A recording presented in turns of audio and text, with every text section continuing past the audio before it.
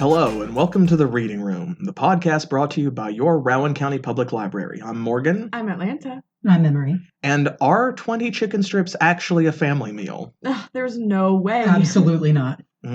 Family of one. Really small family. Really small family. Honestly, so sometimes you get your money's worth when you buy a lot of something, and sometimes you don't. Why are we talking about this? Because at the library, everything is free, which means you always get your money's worth. See how I did that? I'm the marketing guy. Everything is not free. Please pay for your faxes and copies. Honestly, faxes and copies though, like even our bookstore has become pretty much free. It's donations. It's a donation only, Yes. Of course. I mean, it would be sad to take a lot and not pay at all, but Yes. there are no prices anymore. You get to choose. Now, if only we had chicken strips. Oh, I want chicken. Could we put a chicken vending machine in our vending room? How would that... Who do we call? I'm not going to say that it's impossible, but how do you... Who regulates chicken vending? Yeah, I just don't know who to call. Aramark? I feel like they pretty much run the city of Moorhead. Honestly? Wait, we could call the Schwanza guy. Imagine the Schwann's truck, circling around once a week to restock the chicken strip vending machine. Guys, you don't understand. We love our Schwann's guy. I don't even know his name, but Schwann's guy, if you're out there, if you ever listen to this podcast, Love you. I want you to know that even on the days when you come into this building and no one orders anything from you, we get so excited when we see you get out of your car and start walking toward the entrance. We're all like, oh, look, Schwann's guy.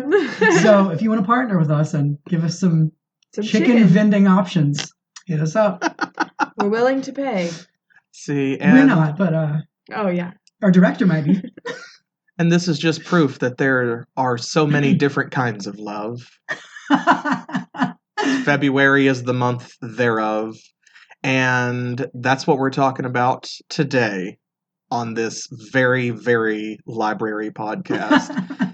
Because we have so many different kinds of media. We discussed this last time. You know, it's an experience to try and go through all of it, to go through any of it. Everybody's got books and movies that they love.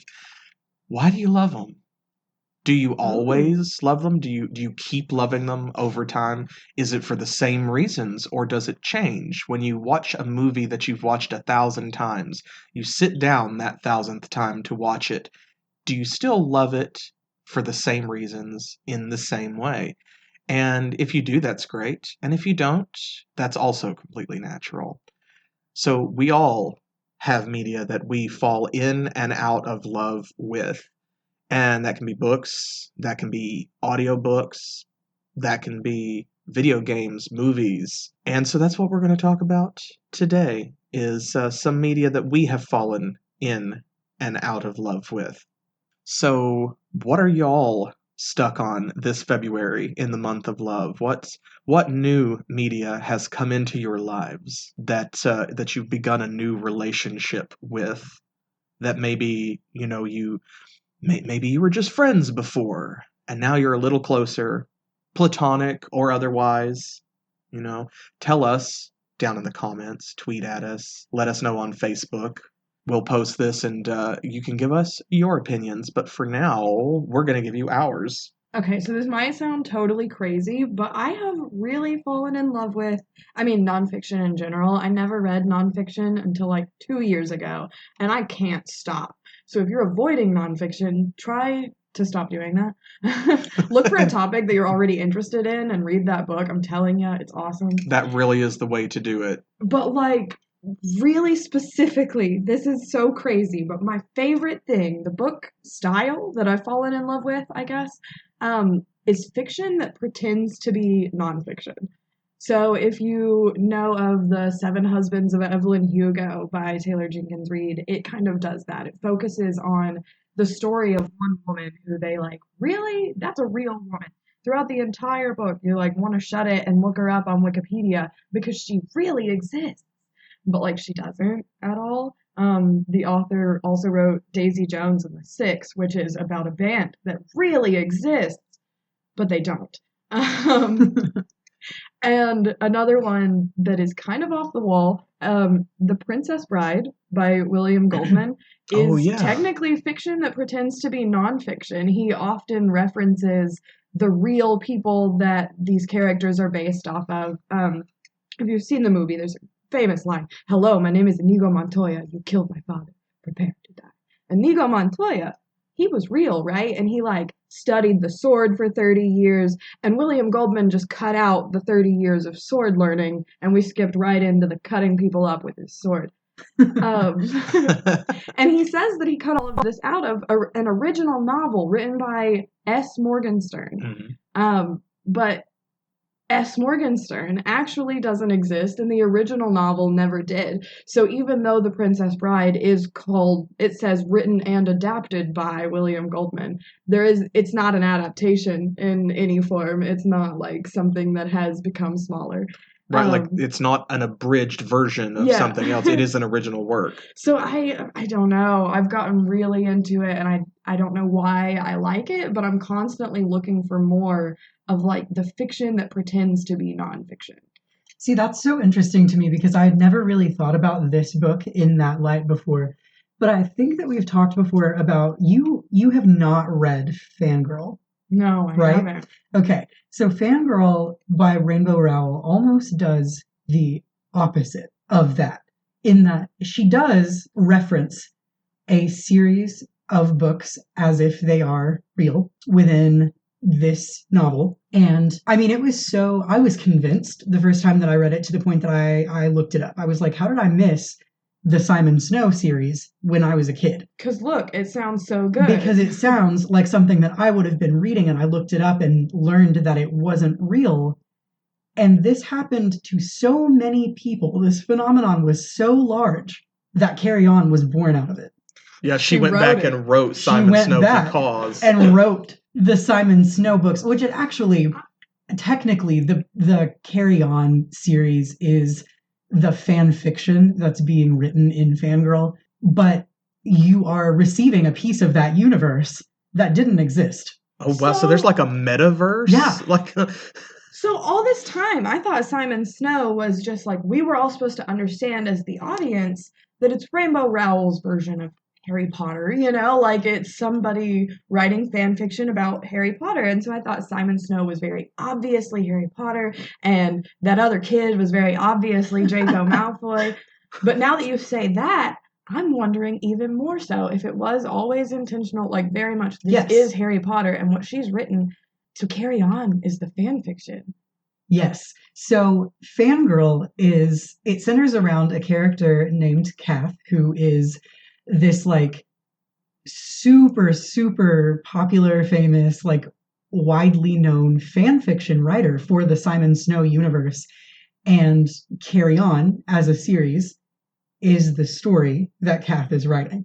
So the couple that we know in Carry On may not have been a real couple in the version that doesn't exist. Exactly. That's so interesting. So this is her ship. Yeah, this is her slash fic. No, exactly. So like in the Carry On universe in the Simon Snow universe that we are being told exists through introduction by Fangirl, this relationship isn't real. It doesn't exist. It doesn't take place. But in the universe of Carry On, which is Kath's own fanfiction version of the Simon Snow universe. My God. Wow. It does. All this time I thought Carry On was like, no, here's the book that she was writing fanfiction about. And it's not. No. It is this the is fan her fiction. fanfiction. Wow. All of it put together. So see, you thought it was Rainbow Rowell's fanfiction, but it's Kath's fanfiction. I think that makes the writing like 100 times better. Absolutely. Like, because Rainbow Rowell in general, though, for me is just an artist. I agree. Oh, yeah. 100%. Well, and having not read Fangirl, I would never, I had no idea. I actually so that tells frequently recommend to people who have not read Fangirl, if they plan to read the entire series, to read Carry On first.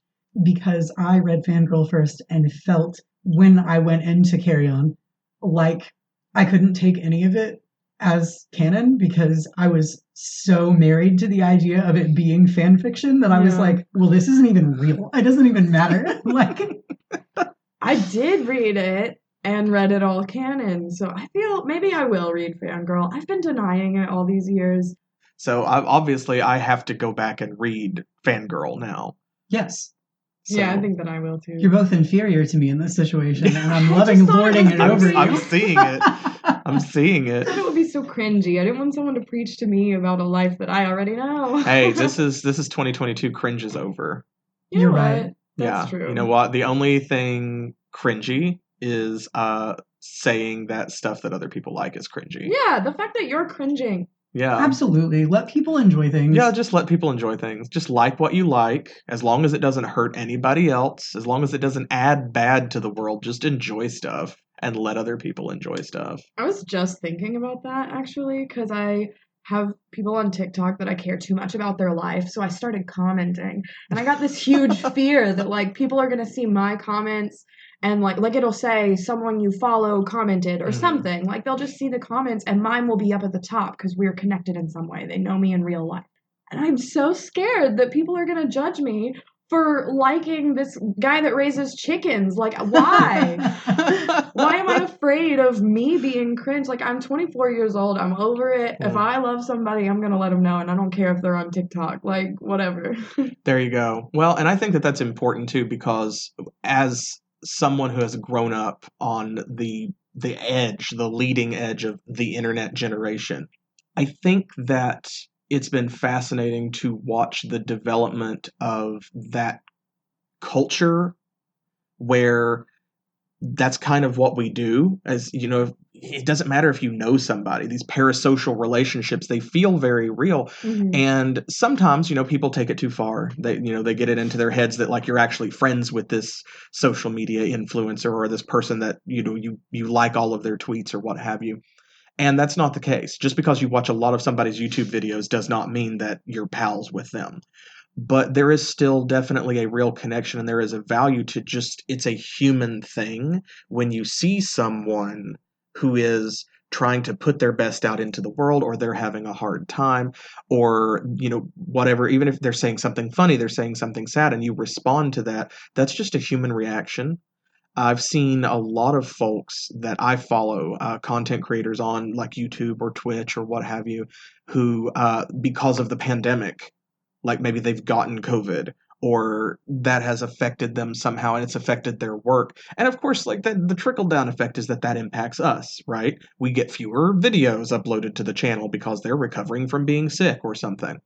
But the messages that people leave in the comments saying, hey, no, it's okay, take your time.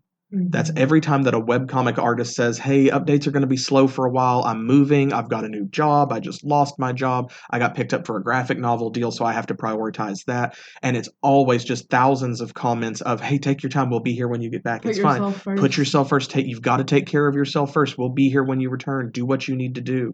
And to me, like, there are a lot of folks who probably think that's a little odd, but to me, that's heartening. Yeah. That it shows that no matter how great the distance between two people or how tenuous the connection, you still feel human towards other people.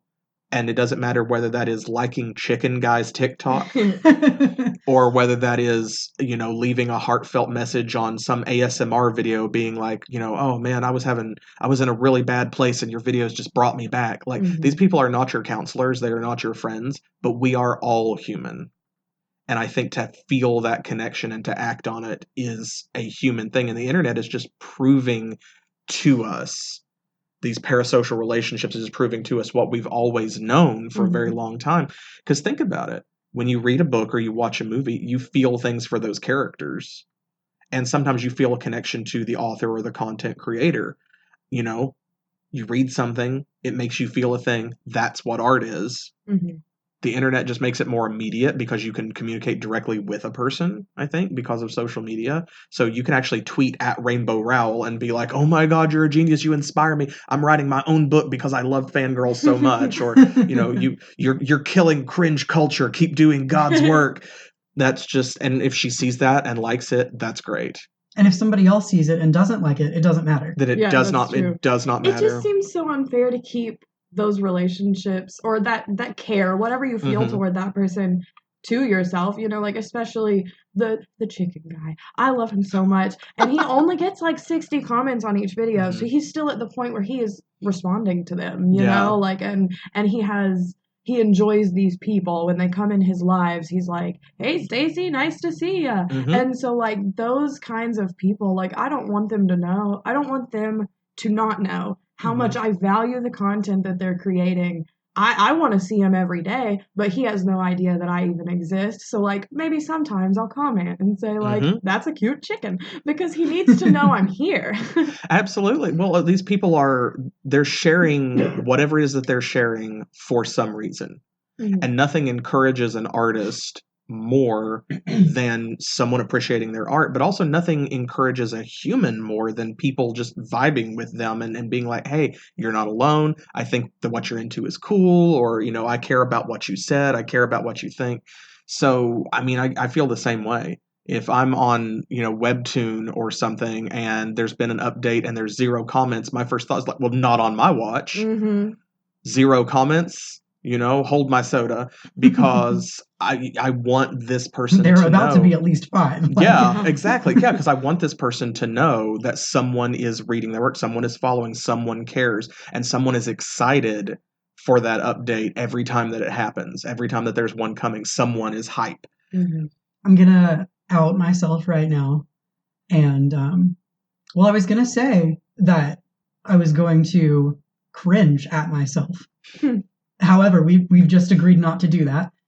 Cringe is dead. I write a lot of fan fiction, and I'm notorious for starting multi-chapter fan fictions, posting them chapter by chapter as I write them, and dropping off the face of the earth after like chapter 5. Oh. I have not updated a single fan fiction in maybe 2 years, but I still get at least a comment a week on these multi-chapter fan fictions from people saying, hey, everything's crazy for everybody right now, and it has been for a long time, and we just want you to know that like we're still going to be here if you ever want to update this, and thanks for writing it. And like I have drafts and drafts and drafts in my Google Docs because I have to try for these people, right? One of these days, even if it's 5 years from now, even if I never finish it, one more chapter is going to get posted because somebody wanted me to, and then somebody else wanted me to, and they never stopped asking. So like, keep telling people you like their stuff. Absolutely. Absolutely. And especially small-time content creators, whether that is an author of fan fiction or novels or short stories, anything self-published, ebooks, what have you. If that is a musician, if that is a video producer, it does not matter, because like the folks who have 1 million followers on YouTube, they've got 1 million followers. Yeah. That is all the validation they need. So like if you leave your comment, if you leave your like, if you sub to that channel, that's great. And if they're putting good into the world, then like that helps. You're part of it. Because they cannot do stuff at the level that they do without you. When you are that kind of content creator, like you have to have an audience, or you're not doing anything, you're not going anywhere. But it's the people who have 50 followers, 100 followers, the people who they write one chapter and then they take 3 months to write chapter 2. Those are the folks that it really matters, because you might be the only fan that they have. And they can hear you. Yeah. So like, speak. Yeah, absolutely. Speak up and be heard. Let people know that you like their stuff. Which, going back to liking stuff, we got a little off topic there, didn't we? No, I think it's very on topic. This is exactly what we're talking about. There's more than one kind of love. And I think that there is, there's that romantic love, there's platonic love, there's familial love, and then there is the love that you have for art, for stuff out in the world. Your love of nature, your love of a good joke. Each of those is a different kind. You appreciate those things in a different way, and I think that that's important and that matters, because that's very relevant to what we do here and what we're talking about. Where maybe if you read a book and then you listen to that same book in audio format, you enjoy them in a different way. You did that for a different reason, and maybe you prefer one over the other for some reason. It just ticks different boxes for you.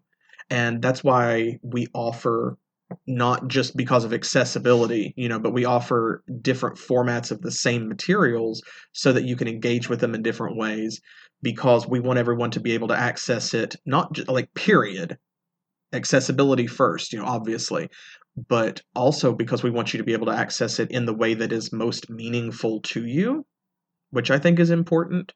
Reading a book is great. Having access to a book in a bunch of different ways, at a bunch of different levels, at any time, and having different kinds, that is something special, because then that means that you can go from something that you love by way of, whatever that is, you can discover other stuff. Like you were talking about nonfiction. If you don't read nonfiction, start with something that you already are into. And I think it's kind of like learning a different language. Actually, when you're getting into a new genre of books, you'd be surprised how much you already know. Like if you start learning French or Spanish, for example, and you're an English first language speaker, especially American English, you will be surprised not just at how much vocabulary you already have, but also how many of the rules you already know, and you're not really fully aware of it until you start looking directly at it and really concentrating on that language. So likewise, think about the stuff that you're reading that you might not really consciously acknowledge is a certain genre, like cookbooks. If you cook a lot and you love a good cookbook, that's nonfiction. It's true. That's true. That is nonfiction. We don't think about it because you think of it as a cookbook first. If you like scary stories around the campfire, that's nonfiction. Mm-hmm. A lot of the like fables and tales and any of the things that are told by word of mouth turn into nonfiction. Poetry is nonfiction. Short stories are nonfiction. Period. Like all of them, because it's a short story. I just find that so interesting. Expository writing, narrative nonfiction, which is the theme of our upcoming writers workshop. If you're interested in that, of course, check our website for more. So it's all nonfiction. And so if you read cookbooks, for example, and you want to broaden your horizons, try reading books about food that are not cookbooks. That's something that I've been getting into, something that I have kind of fallen in love with, my genre of choice. I have been reading a lot of food history, very specifically. Yes, because I think that food is really important. It's one of the things that when you look at it, it tells you a lot about the people that are involved. You can learn a lot about a culture or a subculture or an ethnicity or a region of the world by looking at their food. What do they eat? How do they eat it? And why do they do those things? And if you learn that, it answers a lot of questions about, okay, if you're a farming community, right? If agriculture is a big thing, then your civilization probably developed in a certain way. If you were a hunting community, more than, probably you look at nomadic cultures that did more hunting than they did farming, it developed in a different way, and now you have a different civilization in contemporary times than, based on where you came from all that way back. And you look at how things like farming changed history, changed the world, shaped it. It shaped language. Like calendars matter because of farming, because you have to know when plant wheat, when plant wheat, when eat wheat, when wheat not grow. Meteorology, I feel like had to have come because of that. Like the weather matters because sometimes it rains. You need to know when. People, especially around here, like in a lot of Appalachian regions, but I feel like especially Eastern Kentucky, still absolutely swear by using the Farmer's Almanac for everything. That's really true. I was raised in a family where they consulted the Farmer's Almanac often. Falmer. The Farmer's Almanac. That's so interesting that you bring that up, Morgan, because it wasn't until you said that I was like, gee, I wonder who else eats fried bologna. Like, is that a me thing? Like a Kentucky thing? How far does fried bologna go? Well, I was just talking with someone else a couple days ago, and we had this conversation about fried chicken, which is a very southern thing. Northern fried chicken and southern fried chicken are wildly different. And I have heard folks say, well, they just can't fix fried chicken up north. If you go up north of Kentucky into Ohio and Indiana, they don't know what they're doing. You can't get good fried chicken in Maine or New York or whatever unless you go to a southern restaurant. That's why they've all got a KFC. There you go, And I mean, opinions are opinions, and you're Right. allowed to have them. But for me, it's more about adjusting expectations. Like, think of a veggie burger.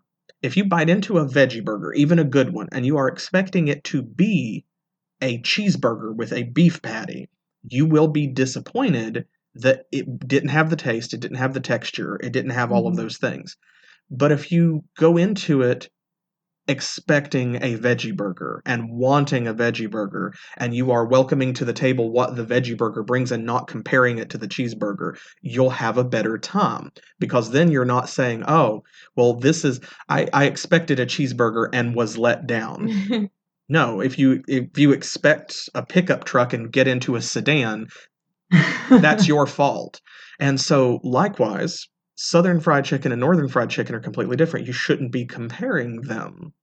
And there's a different story between like why they are the way they are, why they're seasoned the way that they are, that kind of thing. So if you eat Northern fried chicken and you go into it expecting Northern fried chicken, be like, wow, this is really good Northern fried chicken, instead of going, oh, This is really bad. wow, this is Southern bad fried chicken. Southern fried chicken. Yeah, somebody doesn't know how to fix fried chicken. Wow. So the book that I would recommend, one that I'm reading right now, is Salt: A World History, by Mark Kurlansky. Salt is, I mean, it's white gold, right? So much of history, so much of civilization was actually based around the mining and production and trade of salt, that before we had metal money, people traded in salt. And still today, I mean, think about it. Salt is ubiquitous. It's in everything. It has changed the world. It's changed food. It's changed things like how we preserve food, and therefore how food moves around and what's available to people. And there's also, I mean, it's worth examining how salt has hurt us as well, just like how sugar has impacted us negatively. People like to talk about fatty foods, but let's talk about sugary foods. Let's talk about how, and I mean, it matters. But all of that has taught me so much more, that like from reading about food history, I have learned so much about history in general. And what I have learned more than anything else is that history is not boring. My whole life growing up, one of the reasons I read so much fantasy was because it's like, man, real life kind of sucks. Like, if you just look around, like flip on the news, read the newspaper, listen to your elders talk, it's like, wow, people have always kind of been jerks, haven't we? It just never stops, and it never gets any better. And I mean, yeah, bad stuff always happens, and sometimes bad things get worse. But what's boring is not history or the study of history. What's boring is the way they teach it in school. Yeah. Actual history is fascinating. People got up to some wild stuff. Folks, I cannot tell you about. There's a podcast out there. There's a podcast you should listen to. If you're listening to ours, listen to this one. It is called Immortals. And it is about people who have tried to achieve eternal life, or to extend their life, and the things that they have done. And of course they go over stuff like Elizabeth Bathory, right? Yes, of course. Of course they have to. But I mean, people have done some really wild stuff trying to live forever. And just the things people have done that I didn't know about, that I've learned about through food. So food history, if you read cookbooks, read about food history. Read Salt by Mark Kurlansky. You'll learn so much more than just food. And the food stuff by itself is interesting. Like medieval bread law is fascinating. The fact that they actually had official government issue stamps that you had to stamp your bread loaves with in Rome to show that it was not counterfeit bread. What? That's kind of neat. It's fascinating. And What? like, so like you couldn't just make bread? no, you had to have a license. Oh my god. You had to have a license because grain is important. Brains are important too. But no, grain is important. People live off of bread and grain. That is the food that feeds everybody. Flour matters. And so, like, you could be fined, you could be punished, you could even be executed for a certain number of offenses if you did things like used bad flour, or if you sold underweight loaves. Mm. Bakers had all kinds of tricks where they would make flour go further by selling like hollow loaves. They would bake bread with like a stone in the middle and then like take the stone out and all kinds of stuff. Or sometimes they would have flour that went bad and they would just use it anyway. Mm. And you could be tarred and feathered. You could be put in the stocks. You could be ridden out of town on a rail. You could be beheaded for That's wild. for counterfeiting your bread, for bread fraud, for grain fraud, and that persisted from ancient Rome all the way up through the Middle Ages into the Renaissance because people bread matters. We all know that. Bread matters. That really is not something that's changed much over time, is it? It really is not. No, if anything, bread matters more because now we have the ability to basically put anything in or on it that we want to. Because even if they don't sell exotic spices at your local like grocery store, you can go online and order anything that you want. If you live way up the head of a holler in the middle of nowhere with no cell phone service, you can still get grains of paradise like delivered fresh to your door. And so, I mean, if anything, bread matters more now. It's interesting how different food is in different places too. Like now that you've mentioned that, I think I will, when traveling, read up on what I'm going to be eating because a few years ago I went to Scotland in the UK. I spent a little bit of time in Edinburgh, 12 days. I like to make it sound like I lived there. Spent a little time. I spent a little time in Edinburgh. I spent 12 days in Edinburgh and it was beautiful, but it was pretty much 12 days of not eating for me. I am a really, really, really picky eater. So like I would try things. Of course I want to have haggis. I'm in Scotland, but like when it boiled down to, okay, let me just order a tried and true cheeseburger, it wasn't what I expected. And I ended up sticking with the fried chicken, and still it wasn't our fried chicken, of course. They didn't salt it, but like I was able to take it back to my room and get some barbecue sauce and fix it up myself. But like everything there, this is a very personal opinion because I'm a picky eater, but everything there was either bland or like the opposite end, too strong of the wrong flavor kind of thing. Everything really punched me. Yeah, because it's not what you're expecting. Yeah. It's about expectations. And that's why like reading up on food history has actually made me less of a picky eater because it has given me a new perspective on that there's a reason why this cuisine is what it is.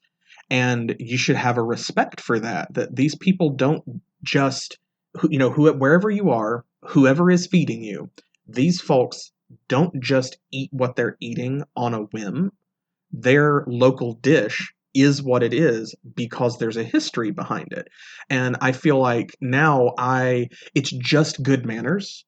Kind of like when you were a child and you went to someone else's house and you were served something that maybe you didn't really like or want, you ate at least a little of it because your friend's mom made it and it would be rude not to. So like if you hate onions and she put onions on your cheeseburger, you take at least a bite of the cheeseburger and then say you're kind of full or well, I'm not as hungry as I thought, because it's just mean not to do that. They made food for you. They fed you. Just eat the onion. And so that's kind of where I am now. Like as an adult, I've come back around to the original good manners of childhood is, okay, maybe that's a weird ingredient. Maybe I'm not a fan of that. Maybe I wouldn't fix that for myself, but I'm here. I'm going to eat what they eat here because for me to go there and be like, no, you need to feed me like I want to eat, like I eat at home, like I would feed myself. Right. You wouldn't storm into somebody's house and do that. So you're not going to go to Nolan's and like, Right. and then be like, you're going to like sift through the jambalaya or the gumbo and be like, ew, what's this? Why is this in here? Oh my God, you eat like this? People eat this? Oh my God, like think how you sound. See, that's a Just eat very it. personal impression for me because I have a cousin who he actually I think is stationed there somewhere. They were deployed somewhere to Kentucky to help with disaster relief from the hurricanes recently. But like he works with a disaster relief corporation, and his kind of home base is in New Orleans. And I've never been there before, and he tells me all the time that I have to come there and visit him. And I don't like seafood. That is like my number one, like, I will not eat this. I will not touch this with a 10-foot pole. You cannot make me no matter what you say to me, I'm going to spit it out. But if I go to New Orleans, how am I supposed to not eat gumbo, jambalaya? Like, I'm not going to sift through it and pick the shrimp out because Shrimp's good. what is that going to say to the woman whose grandmother opened the restaurant that I'm sitting in? Mm-hmm. It's going to say, well, I'm not from here, so feed me differently. Right. Like, I don't care that your family has put generations of work into perfecting this recipe that you're very proud of, you know, that you have worked to make this the best gumbo in the French Quarter. Like, I don't care because it's too spicy for me. Yep. So it's bad gumbo. I do hear where you're both coming from, but I don't think it affects me. I think I'm above the law. See? I mean, I am somehow just so picky that I don't even care that I'm being rude. I'm paying for this. Well, I mean, there's give and take, right? You know, but that's the difference. Is my mother has always said, you know, when we're deciding where to eat, it's like, you know, you pick. I'm like, well, what if I don't want to pick? You pick. I want to go somewhere where you want to eat. No, that's not important because I can find something on the menu anywhere that I will eat. Because if we go somewhere where I don't like that type of food, you know what they'll still have, I bet? A house salad with ranch dressing. Fair. So, you know, it's like that's fun. That's kind of the compromise for me is if I try something, I'm like, okay, I gave it a shot, but I really just don't like this. I'll have a salad. Yeah. I'll just have a salad. That makes sense. Because there are some things I'm skeptical about. You know, I am very much in the camp of if I try something and don't like it, and then someone says, well, maybe try it a different way. I'll fix it differently. I'll give it another shot because things do drastically change. It took me years to come around to onions, and I felt like I was missing out because everyone is all about onions. Everyone loves onions, and I could not stomach them. If you put a little bit of onion on something, the whole thing tasted overpoweringly of onion. That's all I could taste, and I didn't want to get it away. And then one day, I realized I don't pick the onions out of Asian food. When I'm eating Asian food, if I'm eating fried rice or chicken katsu or stir fry, I eat the onions. What's the difference? And even though I have cooked my whole life, that was when my eyes were open to like, oh, if you cook an onion, it really is different. Like if you caramelize an onion, it gets sweet. I thought, I don't believe that. People have said that to me. I don't believe that. You're a liar. You're trying to get me to eat onions because you know that I hate them and we're not friends anymore. We're exactly on the same page with that situation because I can't do raw onions either. No. But I love caramelized onions. Exactly. It really does change it. And now I've gotten to the point where certain things don't taste right if I don't put onions in them in a certain way. Like they have a burger downtown that's like a bourbon barbecue bacon burger, and it has the crispy French fried onions on top of it. Not onion ring, but like just French onions. And if you took those off there, it would lose something. It would not be as good. I want that burger that way.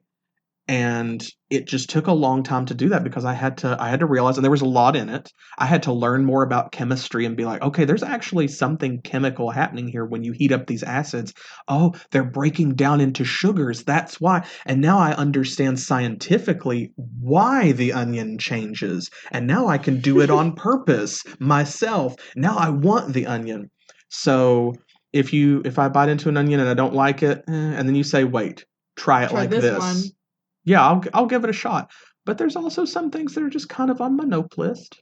I'm still picky about certain things. Like I can't do okra. I don't think there's a way you can fix okra that I will eat it. I don't know what that is. I definitely know what it is. I admittedly am so afraid of the way that it looks because I know what that texture would feel like in my mouth that I've never tried it. It's a little... what is it? What's it look like? Please hold while we show Atlanta okra. Yeah, and I mean, texture-wise, it's a little too gooey for some people. Oh, I don't like gooey. Yeah, I like gooey in context, but like I like gooey in I want to bite into a sour gummy candy and it has a liquid center. Okay, so like this is the gusher. whole thing. Yeah, like see, it's like a pod. But yeah. when you cut into it, it looks like this on the inside. No. No, see, because See? imagine biting down on that. I No. can't do it. I can't. It looks like bubble wrap. Yep. Yeah. And then there's also there are all kinds of foods out there like lutefisk. I'm never gonna eat lutefisk. No. I'm not. You Is can't. that like anchovies? No. Okay, I'm bad at food that Is people it don't like. There's a fermented fish one. Yes. Is it that? Okay. Yeah, it's basically, and I mean, to call it rotten fish is not right. It is fermentation is different, but like I'm not eating it. It's rotten fish, right? And okay, I just feel like there needs to be a clear distinction made that like sometimes it is not at all about refusing to indulge in a culture. Sometimes when you are a white American, there are certain things that you should not try to digest. Mm-hmm. And I truly believe with my whole heart that that is one of them. Like you look at something and you just have to say at a certain point, with the greatest of respect, I can't eat this. It's not that I won't eat this. It's that it will kill me, and I know that. I might die. I might actually die. Yeah, see, that's why, like, I'm lucky. You know, thanks to my mom, I can digest any amount of lactose, and thanks to my dad, I can eat any amount of capsaicin or pepperine that I want. And so, you know, I have a fairly broad palate, and I treasure that. But there are things that I look at, and it's partly because I don't fully understand it, partly on, you know, like the principle of based on what I know, I'm not putting that in my mouth. Even if I don't know all there is, I don't have all the information, but I have enough information to make a decision for me. So trigger warning, there is a cheese, and it kind of like I have to you may tell like I have to swallow like the to talk about it because of the mouth feel like there is a type of cheese that's called kasumartsu. I'm not gonna go on about it at length. You can Google it if you want, but kasumartsu is a very unique cheese because the cheese, how can I say this? It's not a lonely cheese. Uh, I don't like. It's a cheese that comes with friends. No. And that's how you're supposed to eat it. Mm. The cheese No. is inhabited. Yeah, no, absolutely not. And like I don't understand all of like the reasons why it's produced the way that it is. I know that I'm not going to eat it, and like with the greatest of respect, no thank you, not this one. There's plenty of other dishes in that cuisine that I will gladly eat or try for the first time, but I'm not having this. I frequently say that I'll try anything once, but I feel like I just need every time that I make that statement to put a verbal asterisk at the end. I'll try anything once. Except you hear the star drop into place. except for this list of specific things that's I'm not I eating feel like it. for free, maybe I will try it half of a time. I'll lick it. Well, you know, free is the best sauce. okay, you're right, but Free like, is the best flavor. Inhabited cheese, even for free. No. Even for free. So yeah, we are all about broadening your horizons, but it's also okay to set healthy boundaries and to expect for other folks to respect those. So there you go. That's our podcast for this month. So try some nonfiction that is masquerading as fiction. Try some fiction that presents itself as nonfiction, and you'll be surprised at how much you enjoy it. Try branching out your nonfiction a little bit, maybe move from cookbooks into food history, perhaps. Or, you know, just books about food that aren't cookbooks. Travel. And you'll be surprised. You'll be surprised at what you find. Whatever it is that you try next, we have it all at the library, and if we don't, you can ask for it. Let us know. We will get it for you. We will. Mm-hmm. We will, and that is a threat. Be careful what you wish for. Be careful what you wish for, especially during February, the month of love. Because we love all of you, and we hope that you've had a good time with us this episode. Be sure to check out our website at rowancountylibrary.org, and you can find our calendar of programming and events at rowancountylibrary.org/events, where we have our Google Calendar that's got everything on it. You can add it to yours. And be sure to follow us on social media on Facebook, Twitter, Instagram, Goodreads, and on YouTube. And we'll catch you next time. Until then, I'm Morgan. I'm Atlanta. I'm Emery. And this has been The Reading Room, the podcast brought to you by your Rowan County Public Library.